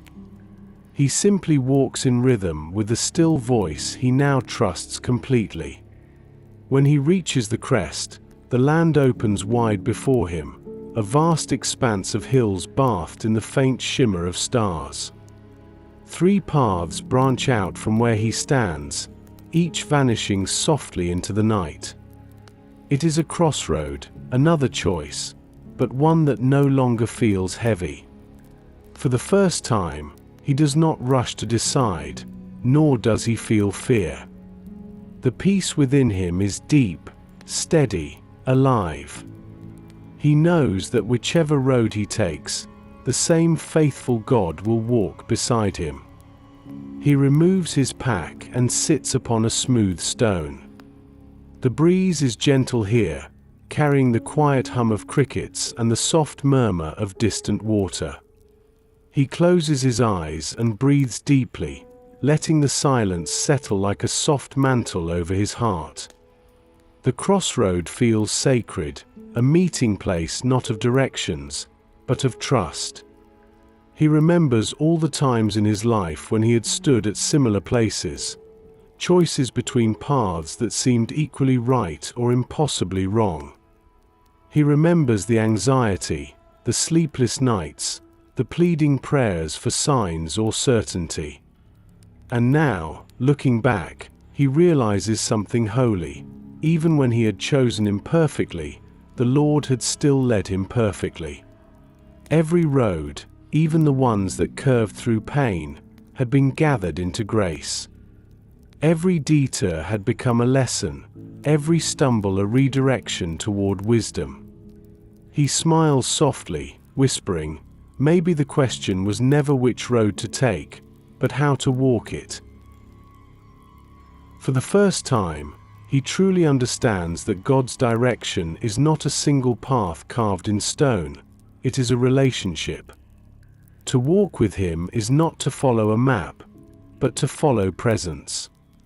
And when the heart rests in that presence, even the crossroads become peaceful places. He opens his eyes again and studies the three paths before him. Each one glows faintly under the moonlight. The first descends into a forest, dark but fragrant, filled with the sound of rustling leaves. The second winds across open hills, smooth and easy, like a song played in major key. The third climbs higher, disappearing into mist and cloud, steep, uncertain, but crowned with light. He gazes at them all and feels no urgency. He will not choose by fear or by comfort. He will choose by peace. He remembers the promise written long ago. You will hear a voice behind you saying, "This is the way, walk in it." So he listens. Not for thunder, not for wind, but for the whisper within, that quiet resonance where divine will and human trust meet. And there it is. Soft, unmistakable. Not a command, but a calm knowing that fills his chest like breath after a long exhale. He knows which path is his. He stands and looks upward toward the misted climb, the road that disappears into cloud and unknowing. It is not the easiest, nor the clearest. But deep within, peace settles like an anchor. Not excitement, not certainty, but peace.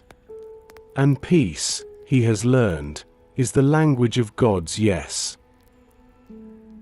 He takes a single step forward. The sound of gravel beneath his foot feels like the punctuation of a prayer fulfilled.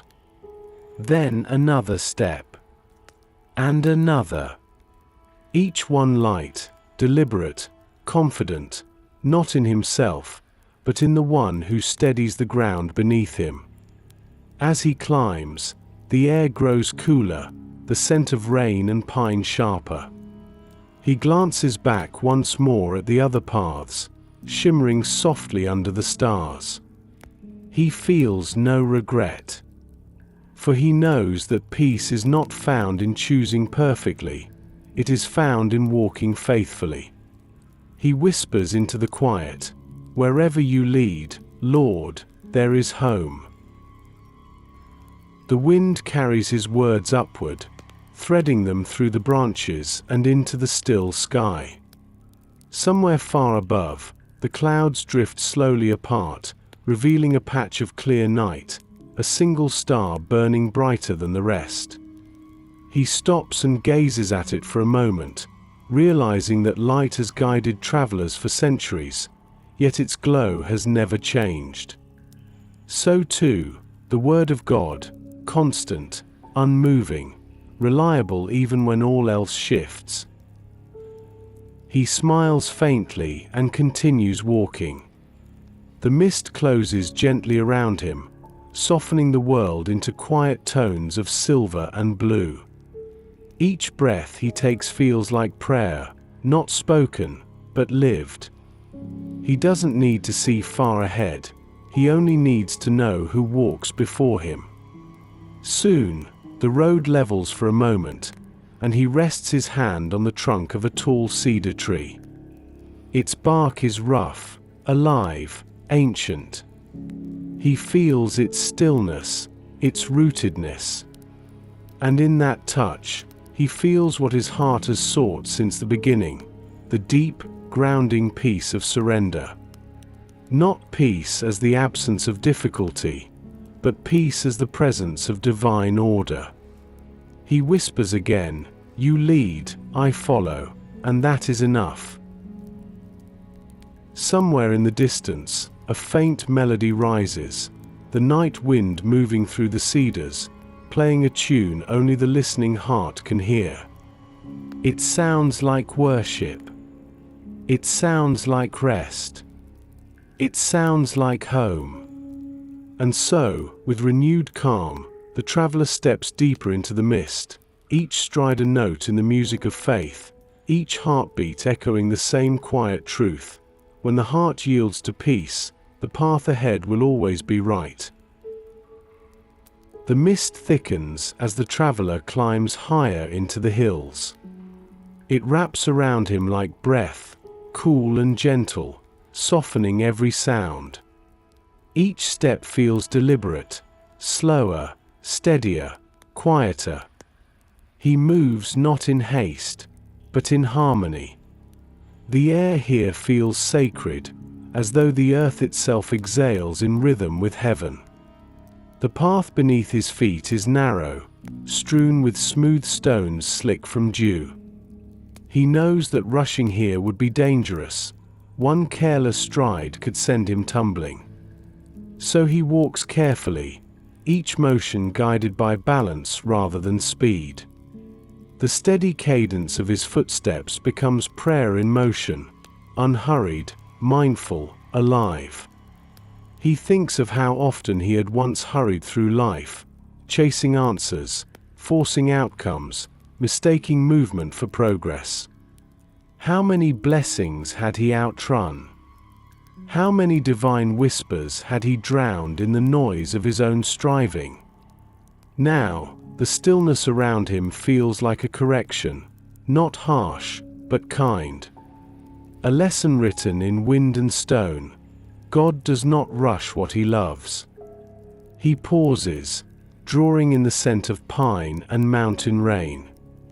The forest hums faintly around him, an unseen chorus of crickets, the sigh of leaves high above. Everything here moves at its own perfect pace. Even the streams carve their path slowly, faithfully, never frantic, yet always flowing. He realizes that creation itself never hurries, because it trusts its maker. And so must he. He finds a flat stone at the edge of the path and sits, resting his pack beside him. The stillness settles deep into his bones. He takes off his sandals and lets his bare feet touch the damp earth, grounding himself, feeling the pulse of life beneath the soil. Each heartbeat of the earth seems to echo his own, slow, steady, faithful. He breathes deeply, whispering a quiet prayer into the mist. "Teach me, Lord, to move at the pace of peace." He closes his eyes and listens. The world feels alive with gentle motion, not still, but slow, purposeful, content. And in that rhythm, he hears the voice of the Spirit again, low and loving. "You were not made to rush through what I am shaping.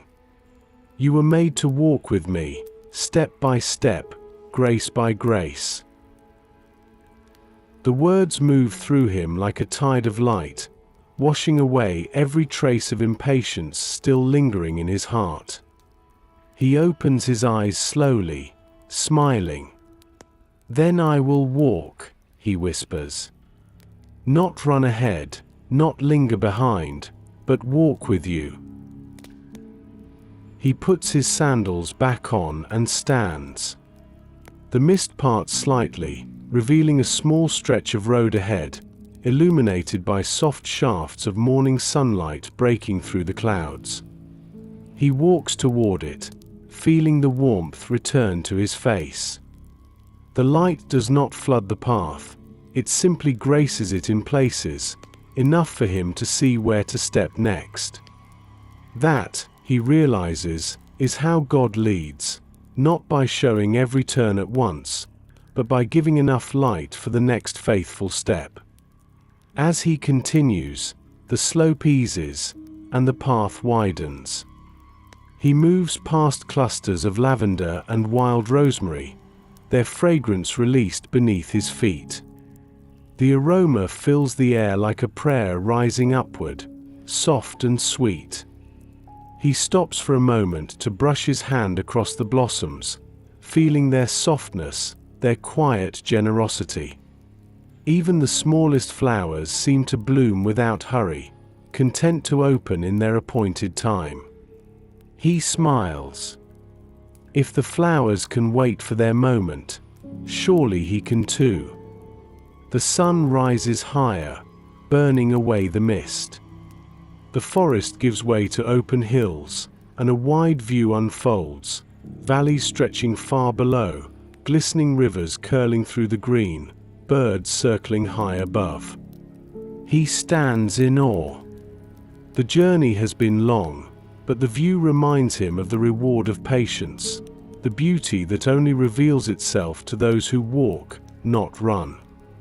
He remembers the verse from Isaiah, "They that wait upon the Lord shall renew their strength. They shall mount up with wings as eagles.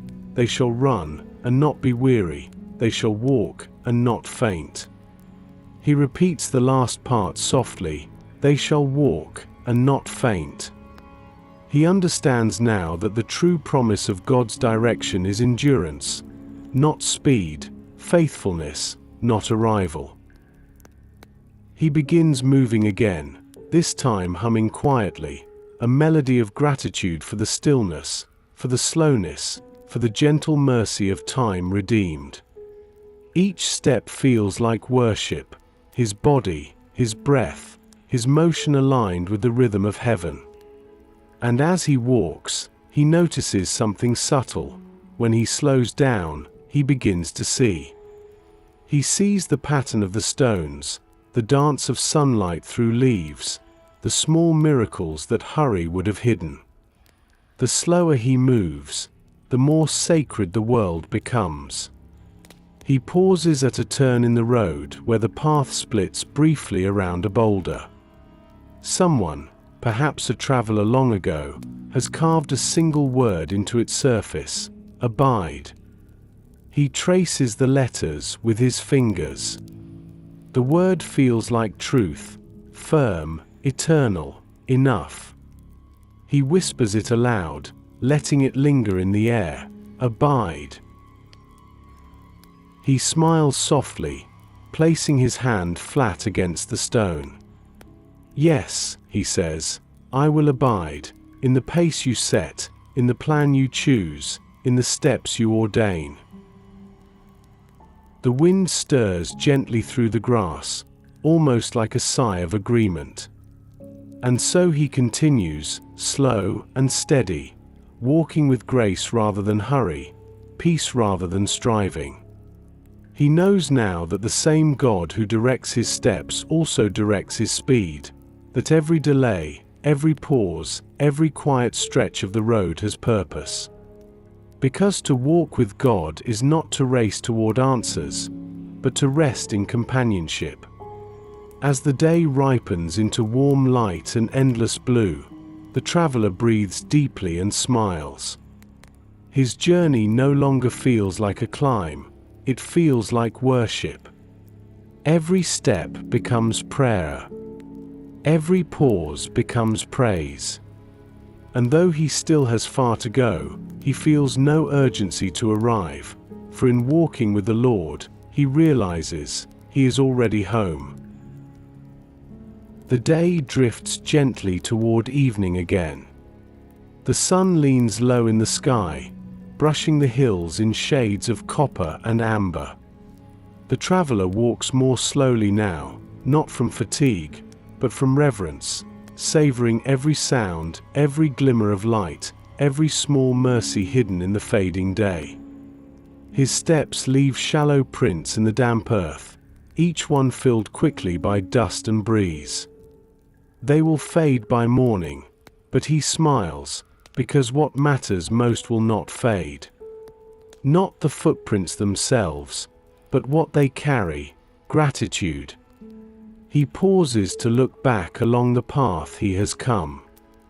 It stretches behind him like a story told in motion, curves, stones, valleys, and high ridges painted in the memory of sunlight and shadow. Each turn once uncertain, now known. Each delay once frustrating, now understood. He realizes that gratitude is what transforms memory into peace. Without it, the past weighs heavy. With it, even pain becomes worship. He kneels beside the path and runs his fingers through the soil, dark and rich from the morning's rain. The scent of earth rises, clean, alive, eternal. He whispers softly, "Thank you, Lord, for every step." He pauses, then adds, "Even the ones that hurt." A breeze stirs through the grass, cool against his skin, as if heaven itself answers. Gratitude, he thinks, is the language creation has spoken all along. The trees lift their branches not in pride, but in thanks for the light. The river sings its gratitude for gravity, for direction. Even the stars, burning quietly in the vast dark, shine not for attention, but in faithful reflection of their Maker's glory. Everything that exists gives thanks simply by being what it was made to be. And he too is learning to do the same. He sits for a moment on a smooth stone and removes his sandals. His feet are sore, lined with dust and the faint marks of travel. He studies them, smiling through weariness. "Even these," he murmurs, "you have guided." Every mile walked, every trial endured, every time he stumbled and rose again, each had become a testimony of direction, of divine patience, of love that never left. He reaches for his water skin and takes a long drink, then pours a little onto the earth beside him, an offering of thanks. The soil drinks it quietly, without resistance. He watches it vanish and thinks, this is how gratitude works. It doesn't stay where it's poured, it seeps into everything, nourishing unseen roots. It turns even dry places into gardens of peace. He recalls the verse, "In everything give thanks, for this is the will of God in Christ Jesus concerning you." He whispers it slowly, tasting every word like honey, "In everything, not for everything, but in everything." Even in loss. Even in waiting. Even in the paths that wound before they healed. Because gratitude doesn't deny pain, it redeems it. He looks toward the horizon, where the setting sun paints the sky in strokes of pink and violet. The light spills across the hills, catching on the curve of the path ahead, turning it gold one last time before dusk. And in that glow, he sees it, faint but unmistakable, footprints stretching behind him, shimmering like reflections on water. Not his alone. Two sets, side by side. He stares in wonder. All this time, all those miles he thought he had walked alone, someone else had walked with him. He feels his breath catch, then release as warmth floods through his chest. "Of course," he whispers. "You were there, in every step." His eyes fill with tears, but they are tears of joy, not sorrow. He understands now that gratitude is not just saying thank you for blessings seen, but for presence unseen.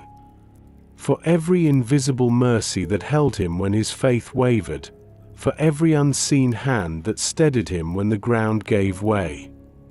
He stands again, slowly, reverently. The air is soft around him, thick with peace. He doesn't need to see the second set of footprints anymore. He knows they're there. Each one a reminder that guidance was never something given from afar. It was shared in every stride. He walks on, and as he does, gratitude begins to pour from him naturally, not as words, but as awareness.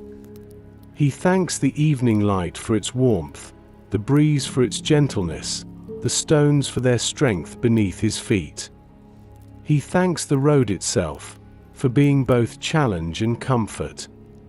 And most of all, he thanks the one who made all of it holy simply by walking beside him. The hills begin to darken as night approaches, but he no longer fears the dusk.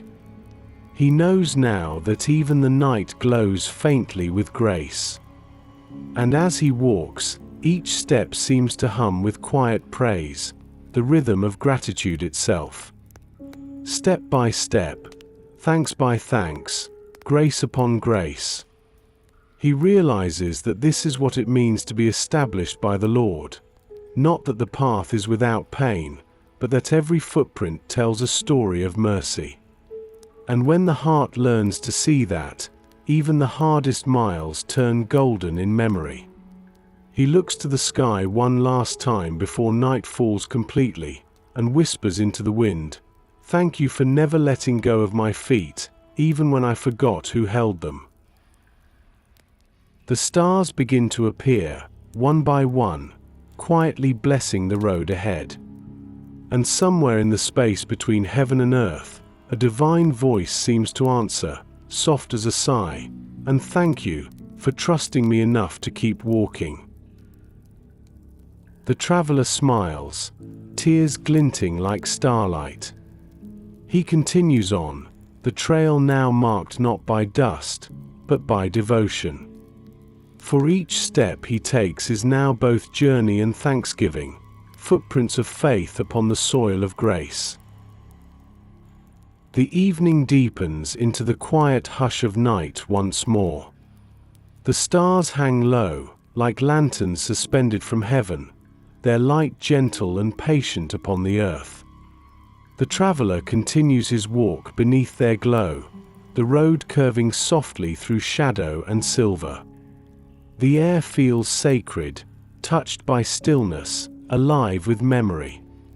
It is here, in this tender twilight, that the traveler begins to think about all the roads he didn't plan to walk. The unexpected turns, the seeming delays, the painful endings that once felt like loss but now gleam as gifts in disguise. He stops near a stream that runs parallel to the road, water whispering softly over smooth stones. He kneels beside it and dips his hands into the current. The water is cool, clear, and alive. He watches it rush past his fingers, noticing how effortlessly it flows around obstacles, stones, branches, fallen leaves. It doesn't resist the detours. It simply moves, adjusting, circling, finding another way forward. And somehow, it always reaches where it was meant to go. He smiles, recognizing himself in that reflection.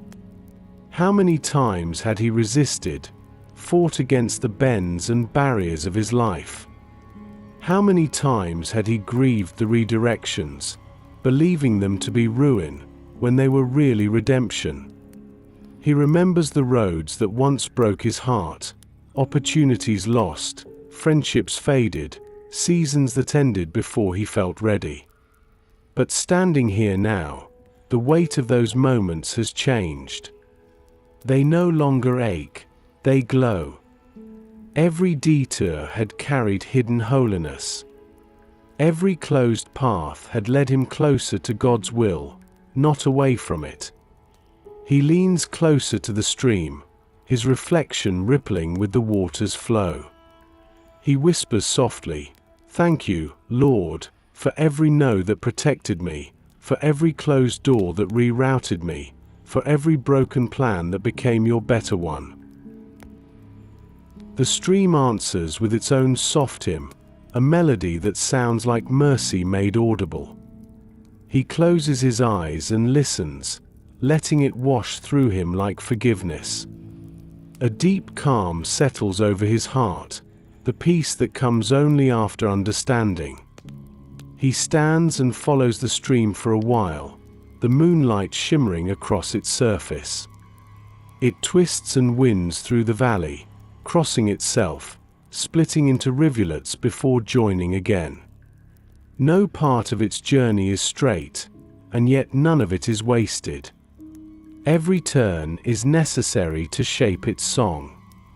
And he realizes, the same is true of every soul led by God. He remembers once climbing a hill years ago, certain that his future lay on the other side. When he reached the top, he found nothing, only emptiness and confusion. He had felt forgotten then, abandoned by direction. But now, looking back through the lens of grace, he sees the pattern.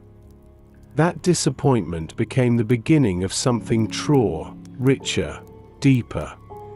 The wrong turn had not been wrong at all. It had been a divine redirection toward purpose he couldn't yet perceive. He walks slowly, tracing the water's path with his eyes. Even when the stream disappears into the forest, he can still hear it, unseen, but near. He smiles. Even when I can't see your way, he murmurs, I can still hear your flow. And that, he realizes, is what faith truly is. Not the absence of detours, but the assurance that every detour still belongs to the same destination. The road soon rises gently, carrying him to a hill overlooking the valley. From here, he can see far, the winding roads below glimmering in the faint moonlight like threads of silver. Each one twists and curves, but together they form a beautiful pattern, a map far greater than any he could have drawn. He breathes deeply, or filling his chest. This is how heaven sees, not as man sees. From above, every twist aligns, every detour completes the design. He falls to his knees and bows his head, whispering through grateful tears, all along, you were weaving. For years he had prayed for straight paths, for clear skies, for smooth roads without delay. But now, he no longer prays for ease, he prays for trust. Because the straight road may be simple, but the winding one is sanctified. It breaks pride, builds patience, and bends the heart toward grace. It's on the long, curved road that faith grows roots.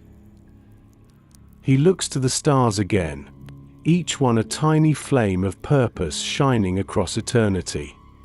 He thinks of Abraham, wandering under this same sky, stepping into the unknown without a map, only a promise. He thinks of Joseph, whose detours through betrayal and prison became the road to destiny. He thinks of Moses, of Ruth, of David, all who found that divine direction often hides in divine delays.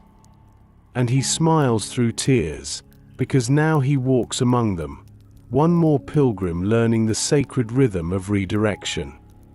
He stands again, his heart lighter, his vision clear. Ahead, the road curves gently into a grove of trees, the leaves whispering softly in the night breeze. He doesn't know where it leads, and he no longer needs to. He walks forward, each step guided not by sight, but by surrender. As he passes the first trees, the moonlight fades slightly, replaced by shadow. He hears the sound of the stream again, faint but steady, still moving through the dark. He smiles to himself. The stream never stops, he murmurs. And neither do you. His steps slow. The world grows quiet again, that sacred stillness that always follows revelation. And somewhere in the hush between heartbeats, he feels it, the warmth of divine pleasure, the sense that heaven itself is smiling. For the traveler has finally learned that the road of faith is not made of straight lines, but of curves kissed by grace. And that every detour, no matter how long or lonely, is hallowed when it leads the soul home to trust. He places a hand over his heart and whispers one last prayer before continuing onward. Thank you for the roads I didn't want, for the timing I didn't understand, and for the guidance I can only see when I look behind me. The breeze carries his words into the night, blending them with the eternal hymn of the water below. And as he walks on, calm, grateful, whole, the world feels beautifully aligned once more, every turn holy, every step ordained, every detour divine. The road crests one final hill before opening to a vast plain bathed in soft silver light. The air here feels different, stiller, purer, touched with the scent of cedar and rain. The sky stretches endlessly above, clear and endless, its stars shimmering like memory made visible. The traveler stops and breathes deeply, his heart rising and falling with quiet wonder. He doesn't know if this is the destination he once imagined, but everything within him whispers the same truth: he has arrived. Not because the road has ended, but because peace has. Peace, he realizes, is the truest arrival of all. He looks around. The plain before him glows faintly with moonlight, and scattered across it are stones, smooth, pale, and perfectly round, like the stepping stones of heaven's own river. He walks among them, each one firm beneath his feet. The wind moves softly through the tall grass, and somewhere far off, an owl calls, the same quiet sound that began his journey so long ago. It feels as though the beginning and the end have met, their hands clasped in eternity. He removes his pack and places it on the ground. It feels light now, almost empty. The burdens, the plans, the anxious maps, all laid down, replaced by trust. He tilts his face to the sky and whispers, "Is this the end, Lord, or the beginning?" And in the stillness, he hears the gentle answer within, "Both." He smiles, eyes glistening. Every journey in God is both ending and beginning, every destination only a doorway to deeper peace. He sits upon one of the smooth stones, resting his hands upon his knees. The grass around him sways in the rhythm of the wind, and for the first time, he feels utterly at rest. Not the rest of exhaustion, but the rest of belonging. He remembers every mile that led here, the oak tree where he laid his burdens, the doors that taught him patience, the valley where faith was tested, the crossroads where peace was chosen. He sees it all clearly now, not as fragments, but as a tapestry. Every path, every detour, every silence, every song, all threads in a single masterpiece woven by unseen hands. And he understands at last, the Lord never simply directs steps, he designs stories. He lies back in the grass, watching the stars move slowly across the vast canvas of sky. He imagines each one as a marker, every glimmer a moment when God guided him, even when he didn't know it. The thought fills him with a joy so deep it feels like music in his chest. He whispers, "All along, you were leading me home, not to a place, but to yourself." A soft warmth spreads through him, not from the air, but from within, like the gentle glow of an eternal flame. He closes his eyes for a moment, and in that darkness, he sees more clearly than ever. He sees the hand of God in everything, in the laughter of his companions, in the rain that fell, in the silence that once felt unbearable. Every moment had been sacred, every path holy, every delay divine. There were no wasted steps, only woven ones. He opens his eyes again and notices something glowing faintly ahead, a small cottage, its windows golden in the moonlight. Smoke curls lazily from its chimney, and the smell of bread drifts faintly through the night. The sight feels familiar, though he's never seen it before. It's the feeling that strikes him most, that deep, wordless recognition that only comes when the soul finds what it's been longing for. It feels like home. He walks toward it slowly, reverently, as though approaching a temple. When he reaches the door, he rests his hand upon the wood. It's warm to the touch, pulsing faintly as though alive with welcome. He knocks once, softly. There is no sound of footsteps from within, no hurried motion, no voice calling out. Only the gentle creak of the door as it swings open by itself. Warm light spills into the night, wrapping him like a long-awaited embrace. The scent of bread and cedar fills the air. And though no one stands in the doorway, he feels the presence, the same one that's been beside him since the very first step. He doesn't need to see him.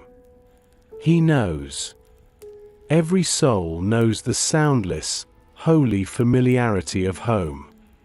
He steps inside. The floor beneath his feet is wooden, smooth, and warm. A single table stands at the center, set with simple bread, a cup, and a lantern glowing gold. He sits, heart swelling with peace, and whispers, "I am home." The silence around him feels alive, gentle, sacred, full. Then, deep within, the whisper returns, wrapping around him like light. "You were home long before you arrived. Every step you took toward me, I took within you." He bows his head, tears falling freely now, tears not of grief, but of glory. He realizes that home was never a place on a map, nor a point at the end of a road. It was the presence that never left. The companionship that carried him through every rise and fall. The unbroken faithfulness of a God who guides, not by distance, but by dwelling. He breaks the bread, lifts the cup, and breathes the prayer of the truly at peace. Every step was grace, and every grace, a step toward you. The light from the lantern flickers softly, casting gentle gold across the walls. Outside, the wind moves through the grass, whispering a lullaby that sounds like eternity in motion.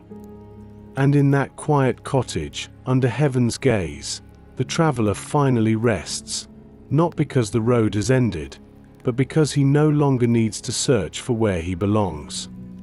He has arrived in the only destination that was ever meant for him, the steady heart of God Himself. The night has deepened into its most peaceful hour. The world outside lies wrapped in quiet silver, still, sacred, complete. Inside the small cottage, the traveler sits by the window, his cup half full, the lamp flickering softly beside him. The road that once stretched endlessly before him now feels far away, yet somehow still present, like a melody that continues even after the final note has been played. He gazes out toward the horizon, where the hills rise and fall in the distance, their outlines softened by moonlight.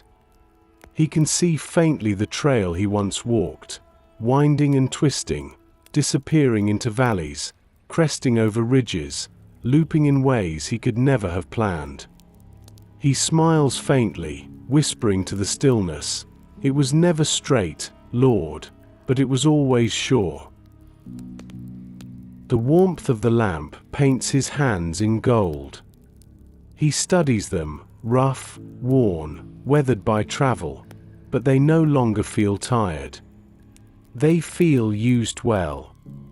Every scar, every ache, every callus is proof of a journey made with purpose. And beneath that purpose, peace.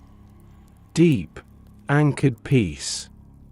The kind that doesn't vanish when the road ends, but lives quietly within the heart that learned to trust. He breathes slowly, his chest rising and falling in rhythm with the wind outside.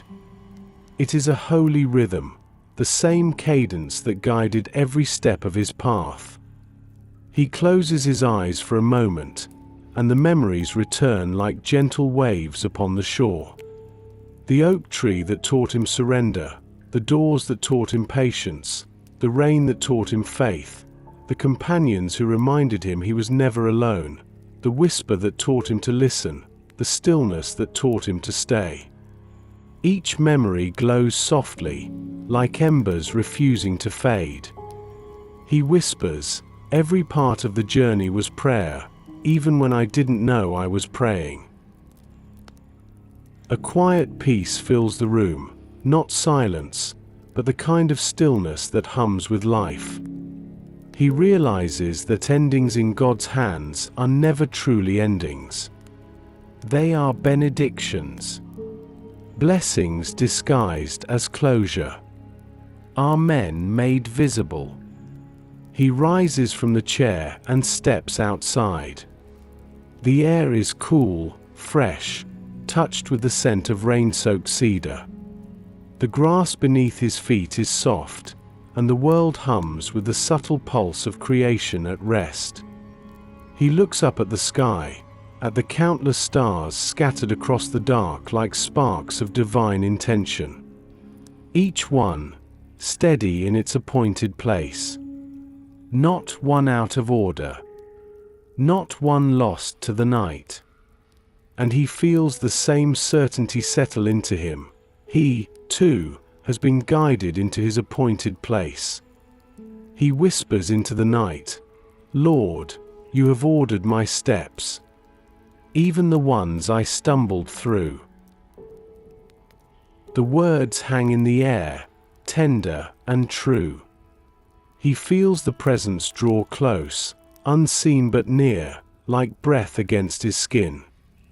And then, softly, that inner voice, the one that carried him through every mile, speaks again, gentle as ever, "You have walked well, my child." The journey was never about arrival, it was about becoming. Tears gather quietly in his eyes.